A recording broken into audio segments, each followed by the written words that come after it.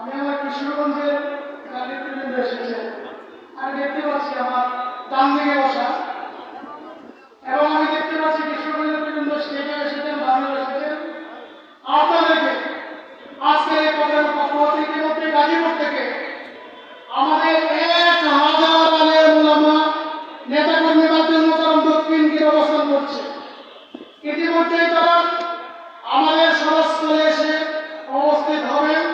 সবাইকে আমি বিশেষ করে আমাদের যে আওয়ামী লীগ অফিসের ভিতর এবং ওই বামে এবং মাঝে যে সমস্ত নেতা